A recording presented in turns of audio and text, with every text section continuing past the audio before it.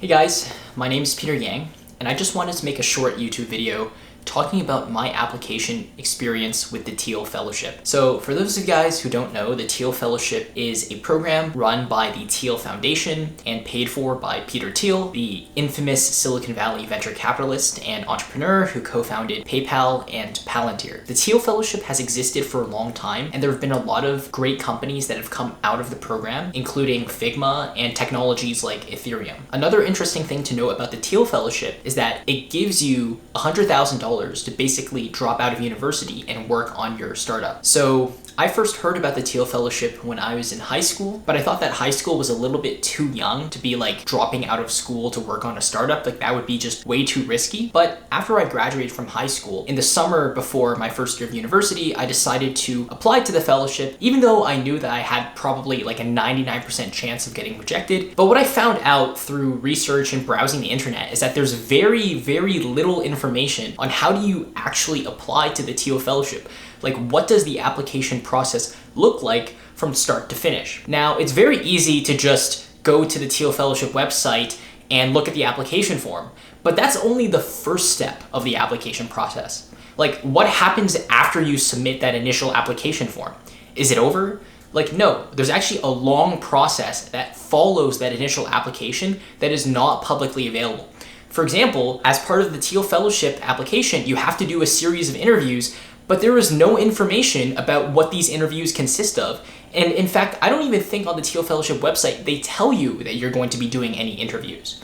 Now, you might expect that just from common sense, but again, there is very little information about what steps are involved in the application process after you submit that initial application form. So I hope with this video, I can just explain my experience going through the application process from start to finish. Now, even though I didn't ultimately get accepted into the Thiel Fellowship, I did make it to the final stage, and so I can still speak to all of the lessons I learned along the way and what the actual application consists of. So even though I can't tell you how to get into the Thiel Fellowship, I can talk about my experience applying, what the Thiel Fellowship team expected me to submit as part of my application, and a lot of this information you will not find publicly available. So to start the story, I applied to the Thiel Fellowship in the summer after I graduated from high school. I applied specifically in July 2022, the beginning of July. And like I mentioned earlier, the initial part of the application is very straightforward, and this part is publicly available. All I did was I went to the Thiel Fellowship website, I created an account, and basically there was this very short application form that they make any prospective applicant fill out. And with this application, it's very straightforward and they only ask you a few questions. I'm not gonna go super in depth into this section because literally you can just find this information on the internet. Like, this part of the application is very straightforward and this part is publicly available.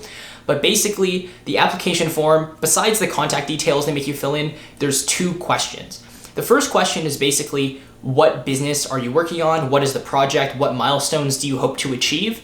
And then the second question is more about you and what cool things you've worked on in the past. In that sense, the second question resembles a university application a lot because they just ask for your extracurriculars or what projects you've worked on in the past that you want to talk about. And those are basically the two main questions. So to talk a little bit about my experience, for the first question where they asked me what business I was working on, I pitched this idea of a social media platform for daily routines. Basically, it was this app where anyone could just create an account and share their daily routine with the world. It was a very straightforward app and it didn't involve any super advanced technologies like AI or crypto, but it was an app that didn't exist yet, and I thought that there was a market opportunity for it. Besides talking about the social media app, I also talked a little bit about how I pivoted to this app from a previous project I was working on called Realify. And Realify was basically this Shopify app I had built during the summer that did very well. It became a Shopify staff pick and actually got like over 100 paying customers. But I basically talked about in the application how I pivoted from that app to this new daily routine app that I was working on, and this was the app I was pitching to the Thiel Fellowship. So that kind of covers the first question. In my opinion, the second question is a bit more interesting and a bit more fun to answer because this is the question where they actually ask you literally what quote-unquote cool projects you've worked on in the past. So I kept this section very short and brief. I just mentioned a few of the main extracurriculars I had developed in high school. So for example, I gave a TEDx talk that garnered over 100,000 views. I published this book when I was in high school that did very well. It got 200 reviews on Amazon and sold 5,000 copies across the world. And of course, I talked a little bit more about that Shopify app. I also mentioned how I was part of this startup incubator in high school called The Forge by McMaster University, where they gave me $3,000 in seed capital to work on a startup idea. So these were the projects that I talked about to answer the second question of the Thiel Fellowship application. And then after that, basically I just submitted the form. Once you submit the form, the Thiel Fellowship sends you a confirmation email saying, oh, thank you for applying. We'll be in touch if we think that there's a good fit with the fellowship. And it's a very short email. Again, there's not a lot of information. And you might just think, well, that's the end of it, right? Like, okay, I submitted my application. Now all I have to do is hear back.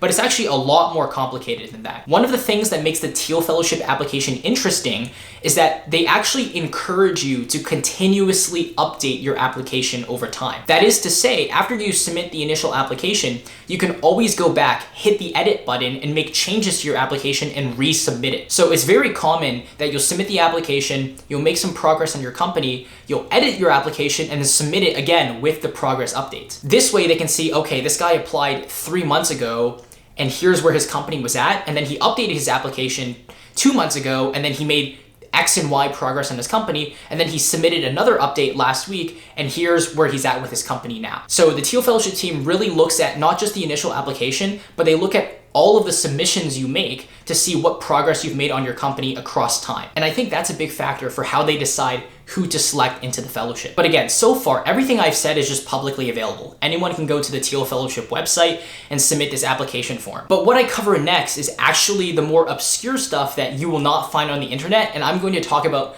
my experience with the rest of the application process, because here is where things get interesting. I was very fortunate that I knew this guy that was part of the Thiel Fellowship several years ago. His name's Sam. I'm not gonna say his last name, but he is a Thiel Fellow, or he was part of the Thiel Fellowship. And basically, I met this guy through an online startup tournament, and he was assigned to be my advisor. And it was really through him that I learned a lot about the Thiel Fellowship and got the idea of ultimately applying one day. So basically, after I submitted the application form and I submitted the updates, I reached out to Sam on LinkedIn just saying, hey, I applied to the Thiel Fellowship. I hope you remember me. I'm wondering if you can write me some type of letter of recommendation so that it can help my chances of getting into the Thiel Fellowship.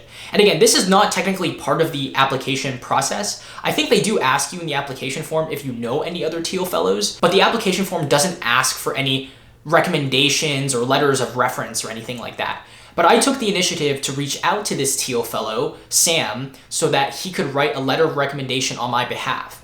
And thankfully, Sam was very willing to help me. And I think this just speaks to the importance of having connections. You might say, that's so unfair. You knew a Thiel Fellow and you got him to write a letter of recommendation on your behalf. But one thing you'll realize once you've been in the kind of business or startup world long enough is that connections really do matter. And this is very true of venture capital and investing in general. If you want to get investment for your company and you're trying to meet up with an investor, you can't just cold email the investor. Usually there needs to be a warm introduction. The venture capital industry is a very people-centric industry, and so connections are super important. And basically the Thiel Fellowship just operates like a venture capital firm. Now, they're not actually taking equity in your company, but when they're reviewing your application, they're seeing it through the lens of an investor. And so in that vein, having connections is a good thing. So if you know any Thiel Fellows and you're applying for the Thiel Fellowship, make sure to hit them up and see if they can write a letter of recommendation on your behalf. So what did this letter of recommendation look like? Basically, after I reached out to Sam, he said, great, Peter, I remember you. I'd love to help you.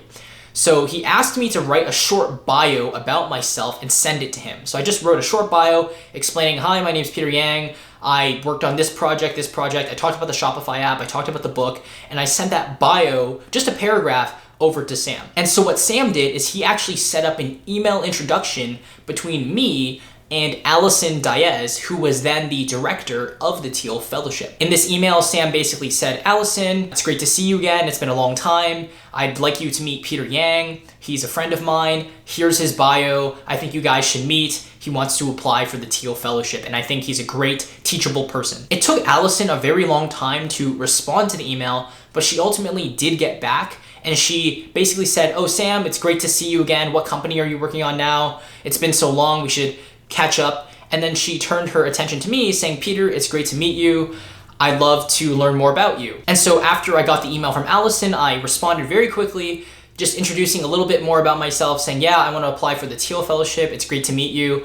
And then I was hoping that I could set up a meeting with Allison. But unfortunately, things didn't turn out that smoothly. Allison didn't want to meet with me directly. What she did instead is that she CC'd this other guy named Alex, who was an associate at the Thiel Foundation.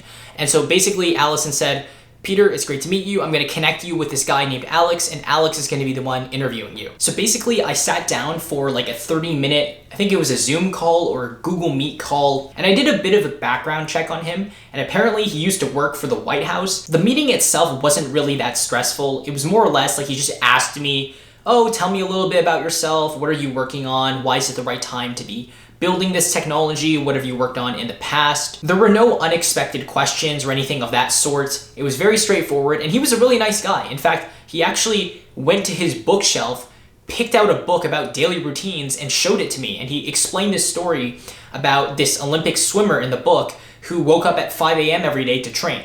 So I actually thought he was a really nice guy. He actually complimented my idea and said he thought it was really promising and that he hoped to hear more from me in the future. So yeah, it was just a really quick call that I had with this guy, and I explained to him my business, and that was basically the end of that. So this call took place in the summertime. And then for many months after that, I didn't really hear anything back from the Thiel Fellowship team. But then a couple months later, I got this email from the Thiel Fellowship saying, great, we think you have potential, we think your application is good. We'd like you to submit a pre-recorded 2-minute video to us and submit it to this Dropbox by this date. And we also want you to fill out this Google form to give us any final updates about your company, any final updates about the status of your company and what you're working on. So to provide a little bit more context about this 2-minute long video, again, a lot of it was just explaining like, why are you working on this business? Like, why is it a golden opportunity? But I also was able to talk a little bit more about the personal side of things. And so basically I just created this story of how when I was a kid, I was really interested in this place called the Institute for Advanced Study, which is located in Princeton, New Jersey. It was this place that in the mid-20th century brought on a lot of scientists fleeing Nazi Germany. People like Albert Einstein and Alan Turing were members of the Institute. And I just talked about how my fascination with the Institute related to my intellectual curiosity and my passion for learning, and that these were values that the Thiel Fellowship strongly upheld. Talking a little bit more about the Google form I had to submit, again, it was mostly just asking if there was any other information I wanted to provide to the Thiel Fellowship team to aid them in their decision-making process. I wrote a couple essays, again, just talking about my intellectual curiosity, talking a little bit more about myself and my stories, and I even mentioned, I think, in that form how I went to New York and I bought a copy of Peter Thiel's book 0 to 1. So it was just a bunch of like personal stuff, short essays. These were not mandatory. I just decided to include them because I thought they would help. So after I submitted that Google form and I submitted that 2-minute long video, I again had to wait for a very long time to hear anything back from the Thiel Fellowship team. But eventually they did get back to me. Apparently they liked my video, they liked my application so far, and they decided to actually invite me for 3 back-to-back interviews with Thiel Fellows. So either people that were part of the current batch of Thiel Fellows or people that had done the Thiel Fellowship years ago, these were the people that were going to be interviewing me to assess my application. So I had 3 back-to-back interviews. Each interview lasted 20 minutes long, and each interview was with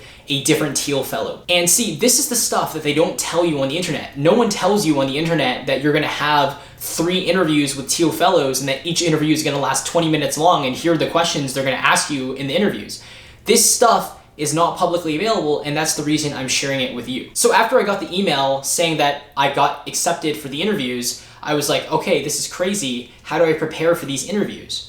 The interviews took place on October 20th, so at that point, I still had some time to prepare. And so what I decided to do was I hit up Sam again saying, hey Sam, great news, I got invited for these interviews for the Thiel Fellowship. How do I prepare for these? And so what Sam did is that Sam actually connected me with another guy named Rory. And Rory, like Sam, was a Thiel Fellow. He had won the fellowship many years ago. Rory was this really awesome serial entrepreneur. He went to Harvard University, his brother also went to Harvard, and they actually dropped out and co-founded this company together that was then funded by the Thiel Fellowship. And so the idea was that Rory would help me prepare for my upcoming interviews.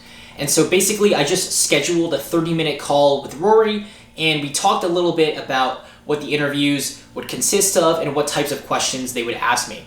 Now, the thing with Rory is that since he participated in the fellowship so long ago, he didn't actually remember the specific questions that would be asked, so he wasn't able to give me the secret sauce in that regard, but he did help me with a lot more general interviewing tips. For example, he talked a lot about how I had to sell myself, how I had to pitch a vision of my company.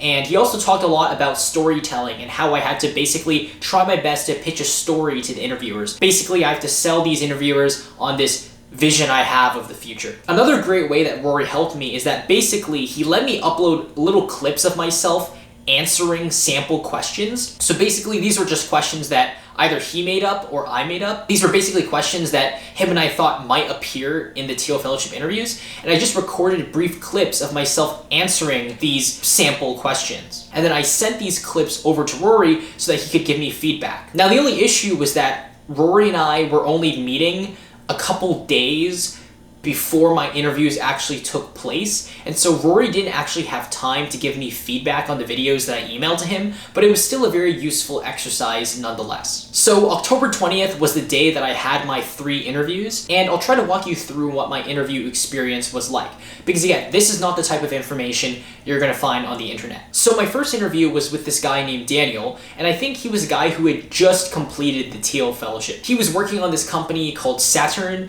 which was a very similar app to mine in the sense that it was a social media app based around time. I'm not going to go into the details of his company, but I think the way the Thiel Fellowship works is they actually get Thiel Fellows who are working on similar startups to interview you. I think this is worth repeating. The Thiel Fellowship gets Thiel Fellows who are working on similar startups to interview you. So the people that will be interviewing you for the Thiel Fellowship will be working on startups that are in the same space as yours. So if you're building a social media app, you can expect that the Thiel Fellows interviewing you might also be working on a social media app or something in the same industry. So in terms of how I remember the interviews going, I definitely think the first interview was the worst one because the guy asked me to explain, okay, why would I be willing to drop out of school to chase this opportunity? That was one of the questions he asked me. He's like, okay, you want to get the Thiel Fellowship. Why do you feel comfortable dropping out of school? Why are you willing to take that risk? And I tried to explain or to answer his question in the form of a story. I was talking about how I read the biography of Einstein by Walter Isaacson and how Einstein was a very independent thinker and he was someone who really liked to learn things on his own. Right? He didn't really like the education system. He was very much an autodidact, a self-learner. And I was trying to basically apply the same analogy to myself. I was trying to say like, okay, same thing with me. I've always liked self-learning. I've always liked learning things on my own instead of just conforming to the conventional education system. And that's kind of the reason that I feel okay with dropping out of school. However, midway through my story, the interviewer basically cut me off and said, okay, I don't want to hear about Einstein. I don't want to hear about the Greeks. I don't want to hear about Athens. Talk about yourself, talk about your own story, tell me about you as a person. Now, even though the first interview didn't go as well as I expected, it wasn't all that bad either. The interviewer and I did agree on a lot of points, and he did say at one point during the interview, like, oh yeah, I think very similarly about this topic that you discussed, or I agree with you on this point. One important thing I want to note about the interview questions is that across all 3 interviews, the questions were basically the same. In each of the 3 interviews I did, the first question they asked me was always just, tell me about yourself. And then after I answered the tell me about yourself question, the interviewer would proceed to ask me just about my business, like, oh, tell me a little bit more about the project you're working on. Tell me a little bit more about why this is the right time. Tell me about what progress you've made. It's really just basic, straightforward stuff like that. I was pretty surprised because I thought I was gonna get asked a lot more kind of unpredictable or esoteric questions. If you've read 0 to 1 by Peter Thiel, you know that at the beginning of the book, Peter Thiel talks about the contrarian truth, and he talks a lot about this question, which is, what important truth do you believe in that very few people agree with you on? So yeah, I was really surprised that I was not asked the classic Peter Thiel question. I do think I did a little bit better in the second interview. The only problem is that with the third interviewer, she asked me who the second interviewer was, and I kind of forgot the second interviewer's name, And because all 3 interviews were being recorded on Zoom for future reference, it was a little bit embarrassing that right after my second interview, I already forgot the name of the person who interviewed me, and I couldn't give that name to the third interviewer. But again, the second interviewer just asked the same questions, just tell me a little bit about yourself, tell me about what you're working on. And basically I answered this question the same way every single time. I just talked about, how as a kid, I was really interested in entrepreneurship. I talked about the book I published. I talked about my TEDx talk. I talked about the Shopify app I built and how that showed I had the technical expertise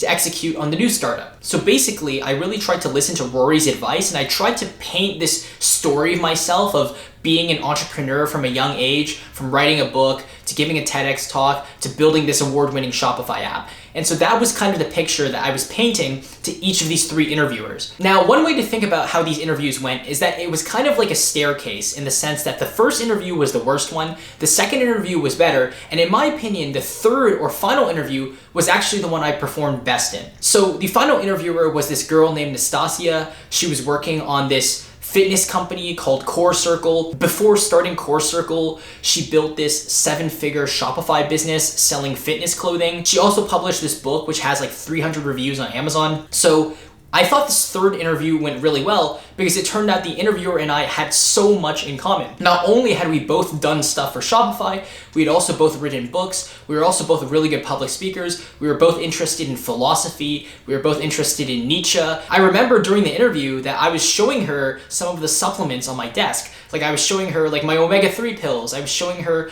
my vitamin B pills, and I was getting her feedback on these things. And she's like, oh yeah, these supplements are good, these ones aren't as good. And so she and I were talking a lot about just fun, casual topics. If I recall correctly, we were even laughing during the interview. Somehow during the third interview, the conversation turned to Andrew Tate, and Nastasia and I were just talking about Andrew Tate for a really long time. I made this off-color joke about, Andrew Tate, he's a little bit, misogynistic, whatever. But apparently she kind of likes Andrew Tate, and so that was a little bit weird because I was kind of saying a bad thing about Andrew Tate, but she actually likes him, so it was kind of weird. So these interviews took place again on October 20th, and then for several months after that, I heard absolutely nothing back from the Thiel Fellowship team. And I was kind of wondering, okay, what happens next? Like, are they gonna ask me to interview again? Like, when am I gonna get the results for this thing? It took all the way until February 2023. I interviewed on October 20th, 2022. It took until February 2023 for the Thiel Fellowship team to finally email me back. Now, in the email, they didn't actually say I was rejected. It was a very polite and professional email. I believe it was written by a person named Katie Strupp, who's the program manager for the Thiel Fellowship, if I remember correctly. It probably wasn't a personalized email, but it was nice and sweet. And basically, Katie just said, oh, we think you're a great founder, but unfortunately, we've filled up all the spaces for this cohort. So we encourage you to apply for the fellowship again in a future cohort. And I actually think it's quite normal for people to apply again and win the fellowship in a second attempt or a third attempt. I know that this is true of Y Combinator. A lot of people get accepted into Y Combinator on their second try or their third try. A lot of people don't get into YC the first time they apply, and I think the same thing is true with the Thiel Fellowship. I think another reason I didn't get into the Thiel Fellowship is just because my idea was way too early stage. My company had not made enough progress. I didn't even have a fully functioning product out. If you look at the people that actually won the Thiel Fellowship, their businesses are usually much further along. They may have applied multiple times, and usually they've been working on the company for many years. Whereas for me, the idea I applied with was a very new idea, something I'd only been working on for a couple months. I thought it was a little bit surprising that they only sent me the email in February, because when I looked at previous years, usually they announced the classes in January. So in this case, they announced the class a month late, but I guess it changes from year to year. But you should always expect that they'll give the results for the class around the beginning of the year. So usually January or February of the new year is when they announce the new batch for the Thiel Fellowship. But yeah, guys, that has been my experience applying to the Thiel Fellowship. I hope that if you're a prospective applicant for the Thiel Fellowship, that you've learned something from this and that now you have a better picture of what to expect going into the application process. If you guys have any more questions, feel free to hit me up on LinkedIn or just drop a comment in the YouTube section. I don't even know if I'm supposed to be sharing this information with you guys. They never emailed me saying that I'm not supposed to be sharing this information. I'm a little bit curious as to why there's not more information about the Thiel Fellowship on the internet, because this is important stuff. All right, guys, that's all from me. See you guys next time. Peace.